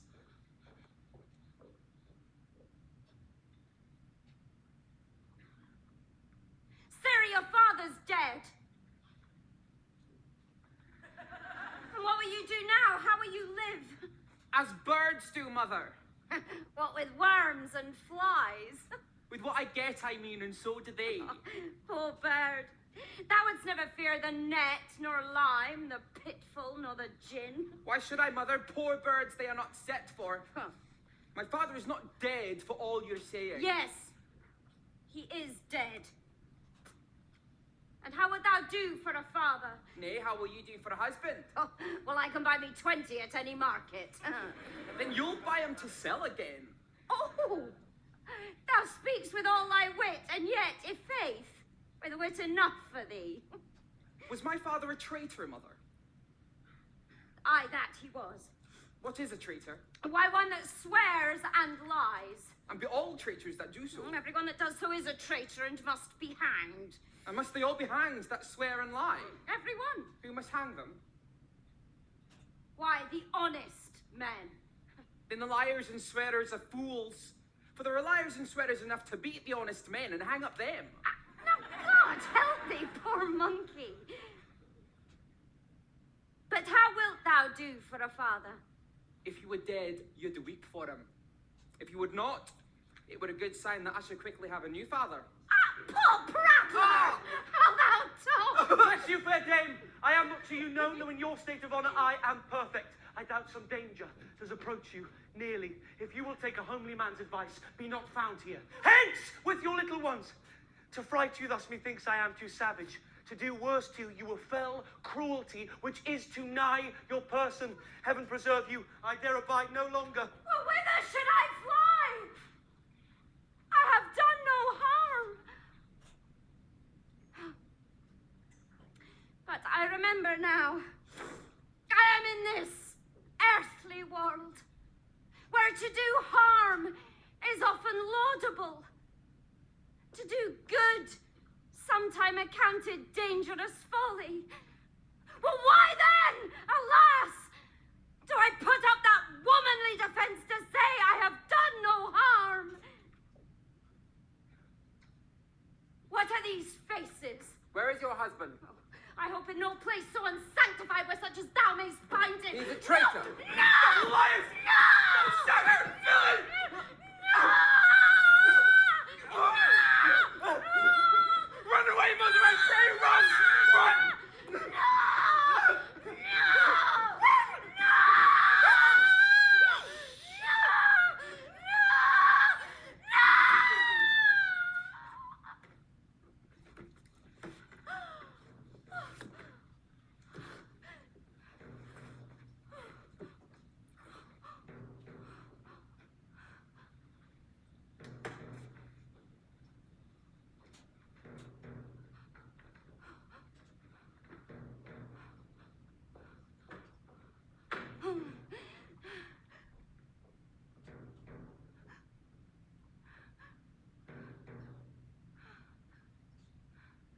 Let us seek out some desolate shade, and there weep our sad bosoms empty. Let us rather hold fast the mortal sword, and like good men bestride our downfallen birthdom. Each new morn, new widows howl, new orphans cry, new sorrows strike heaven on the face, that it resounds as if it felt with Scotland, and yelled out like syllable of dolor. What I believe I'll wail, what no believe, and what I can redress, as I shall find the time to friend, I will. What you have spoke, it may be so, perchance. This tyrant, whose sole name blisters our tongues, was once thought honest. You have loved him well. He hath not touched you yet. I am young, but something you may deserve of him through me, and wisdom to offer up a weak, poor, innocent lamb to appease an angry god. I am not treacherous. But Macbeth is. A good and virtuous nature may recoil in an imperial charge. But I shall crave your pardon. That which you are, my thoughts cannot transpose. Angels are bright still, though the brightest fell. Though all things foul would wear the brows of grace, yet grace must still look so. I have lost my hopes. Perchance even there where I did find my doubts. Why, in that rawness, left you wife and child? Those precious motives, those strong knots of love without leave-taking. I pray you. Let not my jealousies be your dishonors, but mine own safeties. You may be rightly just, whatever I shall think. Bleed. Bleed, poor country. Great tyranny, lay thou thy bases sure, for goodness dare not check thee. Wear thou thy wrongs, the title is a fear. Fare thee well, Lord. I would not be the villain that thou thinkst, for the whole space that's in the tyrant's grasp, and the riches to boot. Oh, be not offended. I speak not as in absolute fear of you. I think our country sinks beneath the yoke. It weeps, it bleeds, and each new day a gash is added to her wounds. I think withal there would be hands uplifted in my right, and here, from gracious England, have I offer of goodly thousands. But for all this, when I shall tread upon the tyrant's head, or wear it on my sword, yet my poor country shall have more vices than it had before, more suffer, more sundry ways than ever, by him that shall succeed. What should he be? It is myself, I mean, in whom I know all the particulars of vice, so grafted that when they shall be opened, black Macbeth will seem as pure as snow, and the poor state esteem him as a lamb, being compared with my confineless harm. Not in the legions of horrid hell can come a devil more damned in evils to top Macbeth. Well, I grant him bloody, luxurious, avaricious, false, deceitful, sudden, malicious, smacking of every sin that has a name. But there's no bottom. None! In my voluptuousness.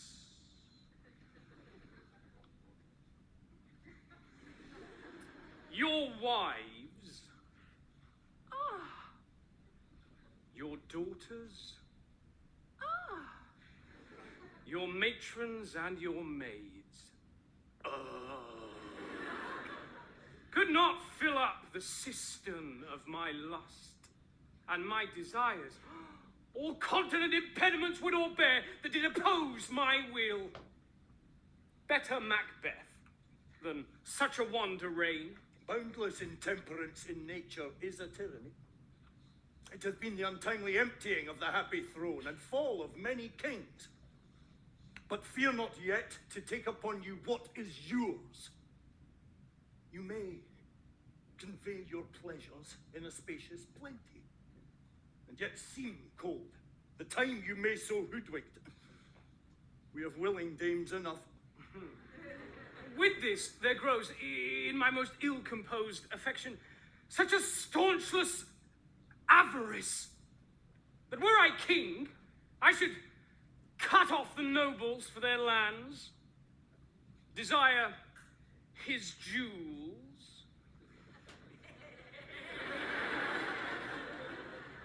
and this other's house, and my more having would be as a sauce to make me hunger more. That I should forge quarrels unjust against the good and loyal, destroying them for wealth. This avarice sticks deeper, grows with more pernicious root than summer-seeming lust. And it hath been the sword of our slain kings. Yet do not fear.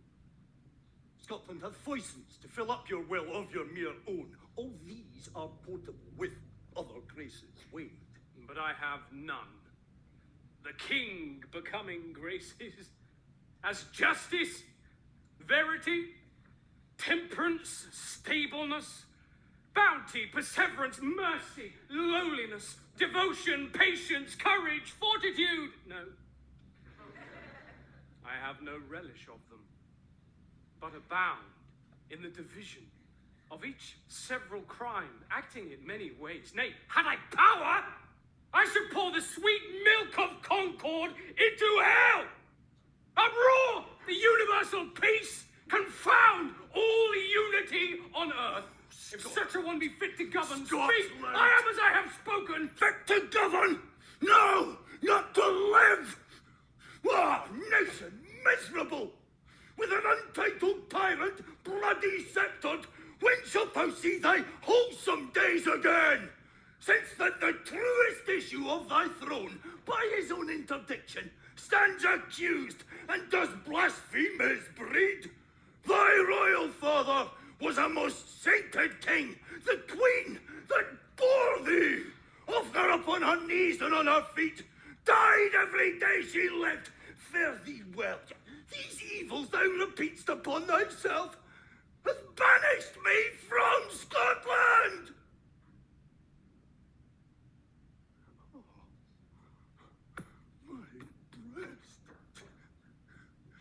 Thy hope ends here.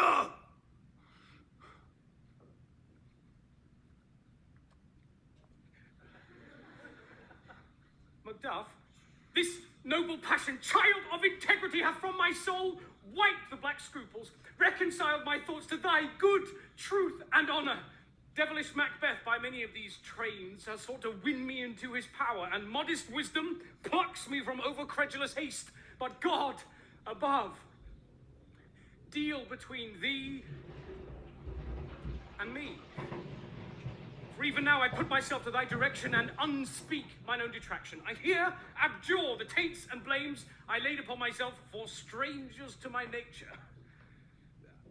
I am yet unknown to woman.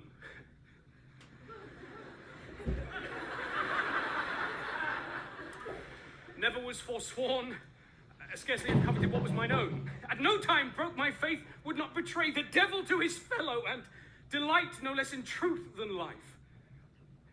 My first false speaking was this, upon myself. What I am, truly, is thine, and my poor country's to command. Now we'll together, and the chance of goodness be like our warranted quarrel. Why are you silent? Such welcome and unwelcome things at once. 'Tis hard to reconcile. See who comes here. My countryman, but yet I know him not. My ever gentle cousin, welcome hither. I know him now. Good God betimes remove the means that makes us strangers. Sir, amen. Stand Scotland where it did. Alas, poor country, almost afraid to know itself, cannot be called our mother, but our grave, where nothing but who knows nothing is once seen to smile, where sighs and groans and shrieks that rent the air are made not marked, where violent sorrow seems a modern ecstasy. Relation, too nice and yet too true. What's the newest grief? That of an hour's age doth hiss the speaker. Each minute teems a new one. How does my wife? Why, well. And all my children? Well, too. The tyrant has not battered at their peace. No, they were well at peace when I did leave them. Be not a niggard of your speech. How goest? When I came hither to transport the tidings, which I have heavily borne, there ran a rumour of many worthy fellows that were out, which was to my belief witnessed the rather, for that I saw the tyrant's power afoot. Now is the time of help. Your eye in Scotland would create soldiers, make our women fight, to doff their dire distresses. Be it their comfort we are coming thither. Gracious England hath lent us an army of 10,000 men. Would I could answer this comfort with the like. But I have words that would be howled out in the desert air where hearing should not latch them. What concern then? The general cause, or is it a fee grief due to some single breast? No mind that's honest, but in it shares some woe, though the main part pertains to you alone.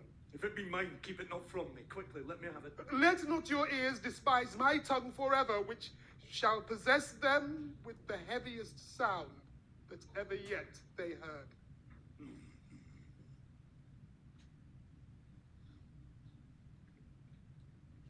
I guess at it.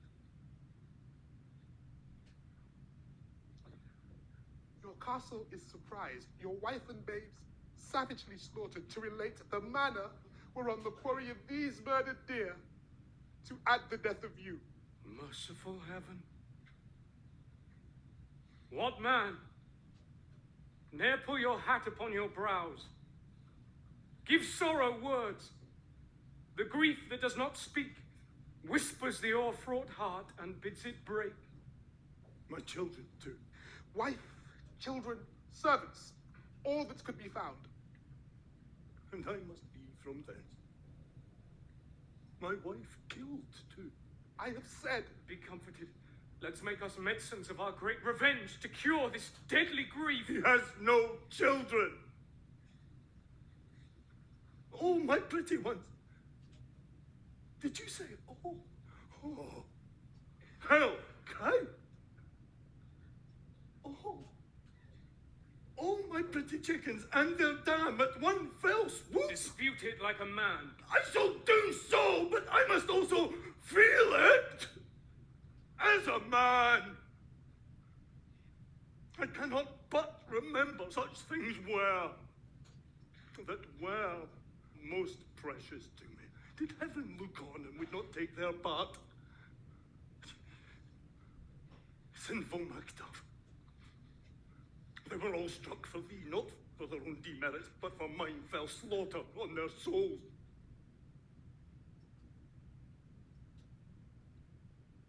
Heaven, rest them now. Be this the whetstone of your sword. Let grief convert to anger, blunt not the heart, enrage it. I could play the woman with mine eyes, and braggart with my tongue, but gentle heavens, cut short all intermission. Front to front, bring thou this fiend of Scotland and myself within my sword's length. Set him, if he escape, heaven! Forgive him too. This tune goes manly. Come, go we to the king, our power is ready. Our lack is nothing but our leave. Macbeth is ripe for shaking. And the powers above put on their instruments. Receive what cheer you may. The night is long, that never finds the day.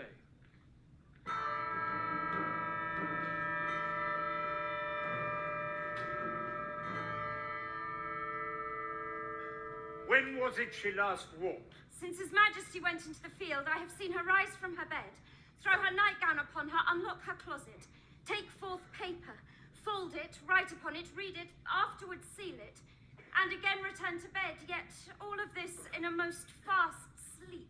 A great perturbation in nature to receive at once the benefit of sleep and do the effects of watching. What at any time have you heard her say? Well, that's that which I will not report after. Lo you, here she comes. This is her very guise, and upon my life, fast asleep. How came she by the light? Why, it stood by her. But she has light by her continuously, 'tis her command. You see her eyes are open. Aye, but their scents are shut. What does she do now? Look how she rubs her hands. It is an accustomed action with her to be seen thus washing her hands. I have known her in this a quarter of an hour. Here's a spot. Out, damned spot.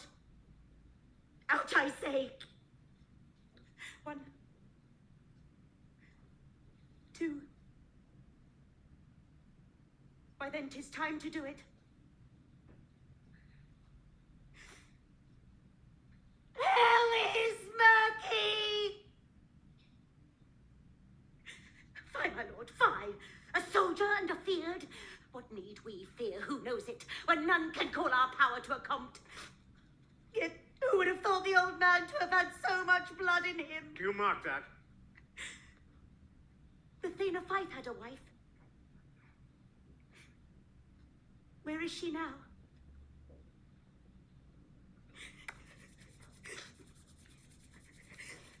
Not for these hands near me clean!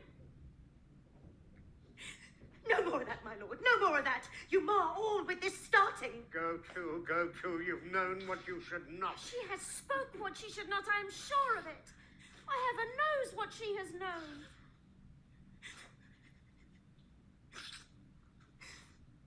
Is the smell of the blood still? All the perfumes of Arabia will not sweeten this little hand. Oh. Oh.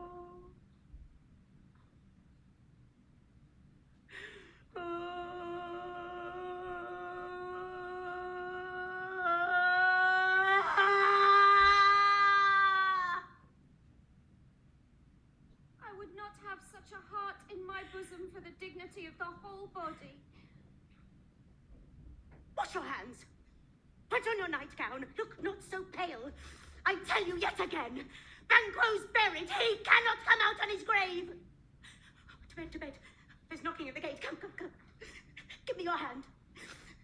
What's done cannot be undone.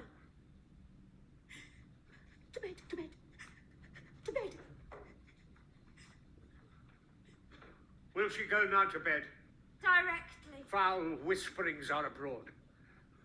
Unnatural deeds do breed unnatural troubles. More needs she the divine than the physician. God, God, forgive us all. The English power is near, led on by Malcolm and the good Macbeth. What does the tyrant? Great Dunsinane he strongly fortifies. Some say he's mad. Others that lesser hate him do call it valiant fury. Now does he feel his secret murders sticking on his hands? Now minutely revolts upbraid his faith breach. Those he commands move only in command, nothing in love. Now does he feel his title hang loose about him, like a giant's robe upon a dwarfish thief? Who then shall blame his pestered senses to recoil and start, when all that is within him does condemn itself for being there? Bring me no more reports. Let them fly all till Burnham Wood remove. To Dunsinane I cannot taint with fear. What's the boy? Malcolm, was he not born of woman? The spirits that know all mortal consequences have pronounced me thus. Fear not, Macbeth. No man that's born of woman shall e'er have power upon thee. Then fly, false thanes, and mingle with the English epicures. The mind I sway by and the heart I bear shall never sag with doubt, nor shake with fear. The devil damn thee black, thou cream-faced loon, where gotst thou that goose look? There is 10,000 Geese, villain? soldiers, sir. Go prick thy face and overread thy fear, thou lily-livered boy. What soldiers, Patch? What soldiers, Wayface? The English force, so please you. Take thy face hence. Satan! Sick at heart when I behold. Satan, I say! This push will cheer me ever or deceit me now.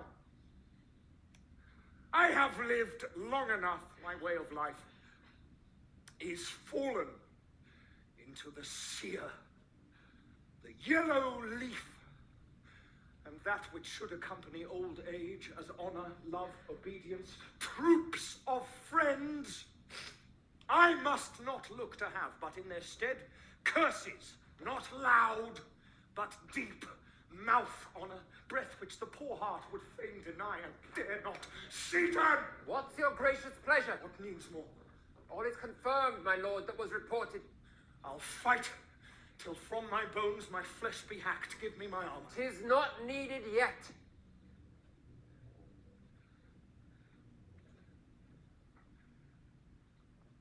I'll put it on! Send out more horses, scur the country round, hang those that talk of fear. Give me mine armor.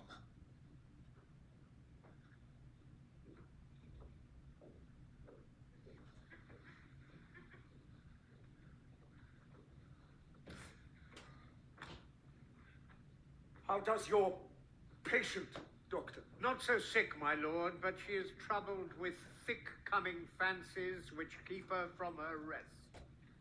Cure her of that.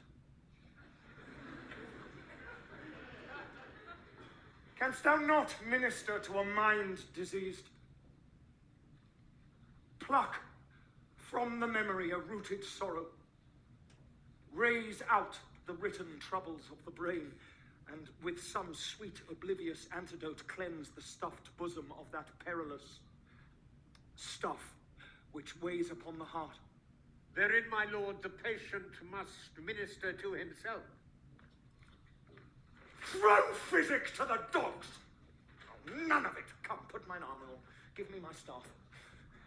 Seaton, send out. Doctor, the Thanes fly from me. Come, sir, dispatch. If thou couldst, doctor, cast the water of my land, find her disease and purge it to a sound and pristine health, I should applaud thee to the very echo that would applaud again. Pull it off, I say.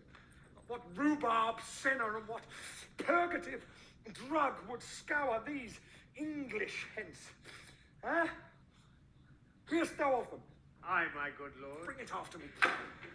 I will not be afraid of death and bane till Burnham Forest come to Dunsinane. What wood is this before us? The wood of Burnham. Let every soldier hew him down a bough and bear it before him. Thereby shall we shadow the numbers of our host and make discovery err in report of us. It shall be done. The time approaches that will with due decision make us know what we shall say we have and what we owe, towards which advance the war! Hang out our banners on the outward walls. The cry is still they come. Our castle's strength will laugh, a siege to scorn. Here let them lie, till famine and the ague eat them up. What is that noise? It is the cry of women, my good lord.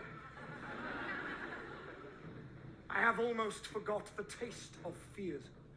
The time has been my senses would have cooled to hear a night's shriek, and my fell of hair would at a dismal treatise rouse and stir, as life were in't. I have supped full with horrors.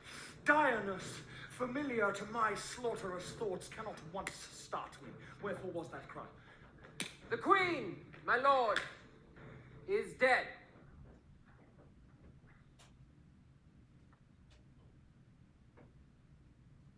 She should have died hereafter. There would have been a time for such a word. Tomorrow, and tomorrow, and tomorrow creeps in this petty pace from day to day to the last syllable of recorded time, and all our yesterdays have lighted fools the way to dusty death. Out. Out. Brief candle.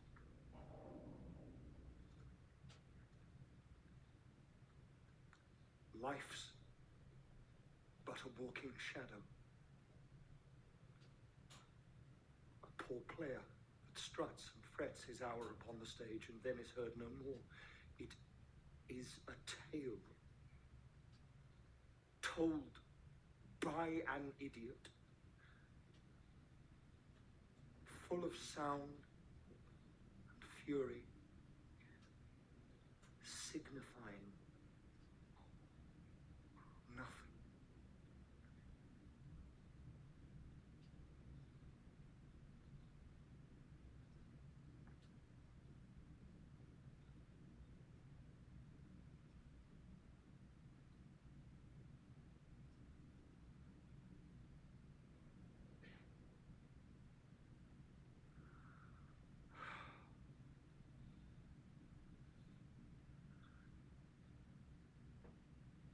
Thou comest to use thy tongue,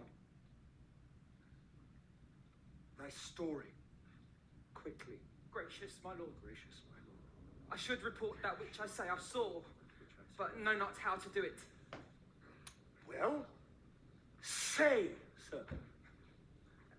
As I did stand my watch upon the hill, I looked toward Burnham, and anon methought the wood began to move.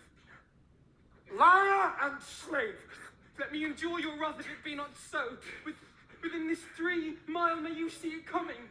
I say, a moving grove. If thou speakst false, upon the next tree shalt thou hang alive till famine cling thee. If thy speech be sooth, I care not if thou dost for me as much.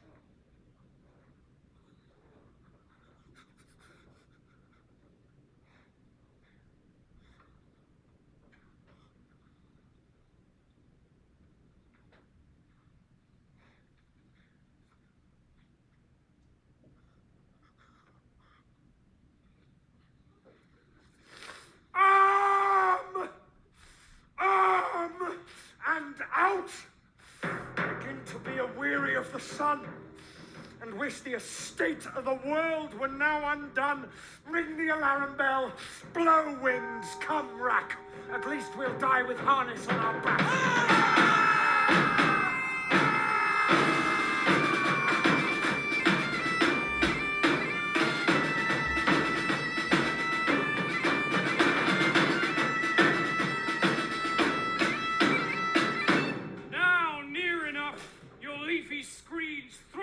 And show like those you are. Make all our trumpets speak. Give them all breath, those clamorous harbingers of blood and death. They have tied me to a stake. I cannot fly, but bear-like I must fight the course. What's he that was not born of woman? Such a one am I to fear or none. What is thy name? Thou'lt be afraid to hear it. No. Though thou calls thyself a hotter name than any is in hell. My name's Macbeth. The devil himself could not pronounce a title more hateful to mine ear. No, nor more fearful. Thou liest! Abhorrent tyrant! With my sword, I'll prove the lie thou speakst.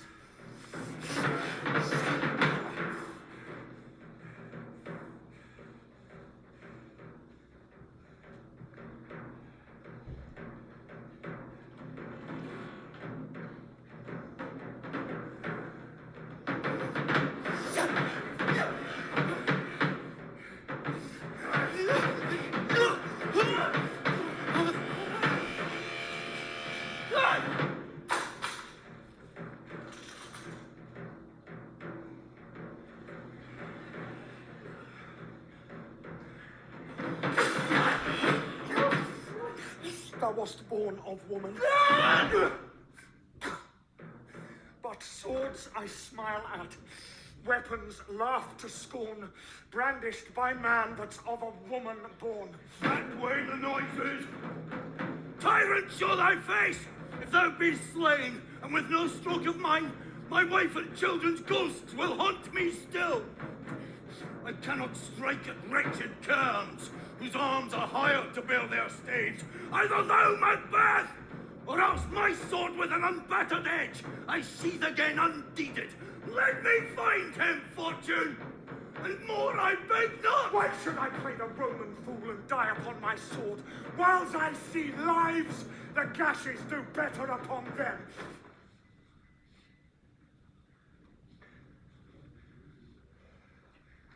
Turn, hellhound! Turn! Of all men else I have avoided thee. But get thee back. My soul is too much charged with blood of thine already. I have no want. My voice is in my sword, thou bloodier villain than terms can give thee out.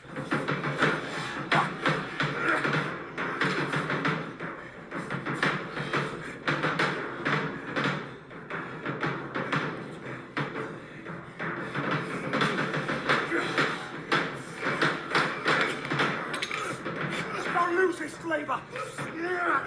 I bear a charmed life, which must not yield to one of woman born.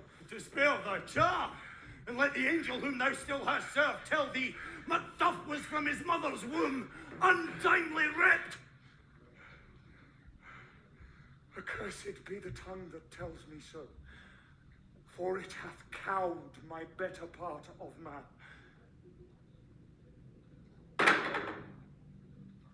I will not fight thee. Then yield thee, coward, and live to be the show and gaze of the time. We'll have thee, as our rarer monsters are, painted upon a pole, and under writ, here may you see the tyrant. I will not yield! to kiss the ground before young Malcolm's feet, or to be baited with the rabble's curse, though Burnham would be come to Dunsinane and thou opposed, being of no woman born, yet I will try the last. Before my body I throw my warlike shield. Lay on, Macduff, and damned be him that first cries, hold enough.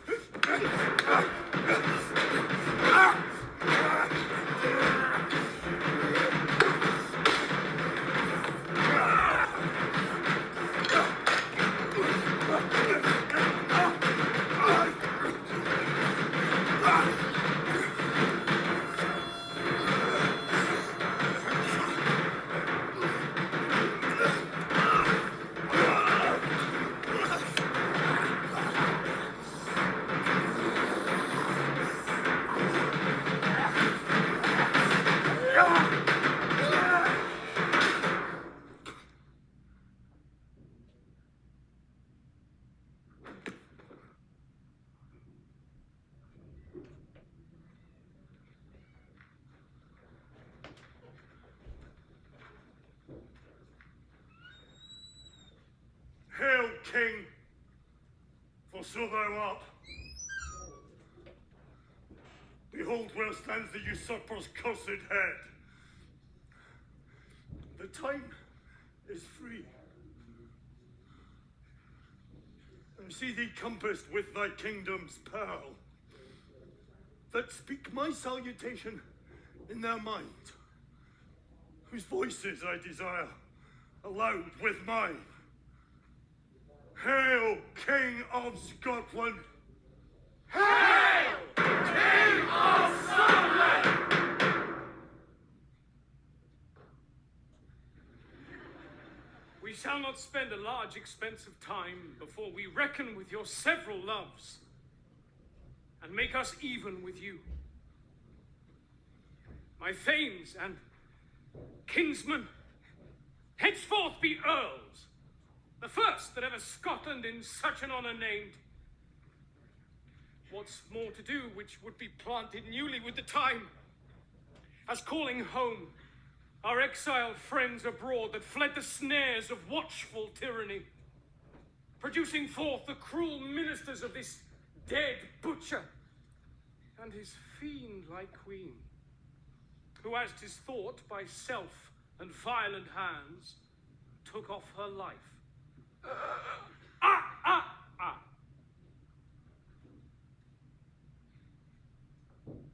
This, and what needful else that calls upon us by the grace of grace, we will perform in measure, time, and place. So, thanks to all at once, and to each one whom we invite to see us crowned at Scone.